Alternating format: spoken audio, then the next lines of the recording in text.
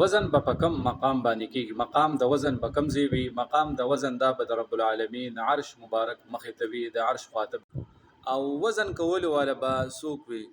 نو دا هم تفسیر والا ذکر کړی دی چې وزن کولو والا به الله تبارک وتعالی په خپل فرمایي. او دا هم راځي چې وزن کولو والا به ملک الموت وي، د خلکو نه روحونه قبض کړي دي او د رب العالمین عدالت ته را پیش کړي دي، راوستي دي. او دریم دا راځي چې وزن کولو والا به حضرت آدم علیه السلام. او څلورم دا راځي چې وزن کولو والا به جبرئیل علیه السلام وی چې دنیا ته پیغمبرانو ته خلکو ته احکامات د الله تبارک وتعالى پیغام را رسولي دي، راوړي دي. نو دا به وي او مشهور دا ده چې وزن کولو والا به رب العالمین وي.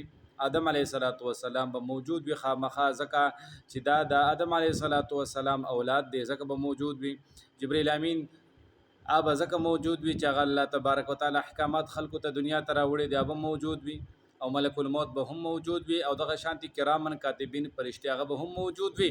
او د هر یو پیغمبر چې د کم امتی د کم امت هغه حساب کتاب شروع وي، د هغه امت با پیغمبر هغه موجود به وي او تر د میزان خاطبه ولاړ وي. لکه نبی علیه السلام فرمایي زه به هم هغه ولاړ یم او دا आवाज وکوم چې یا رب ثق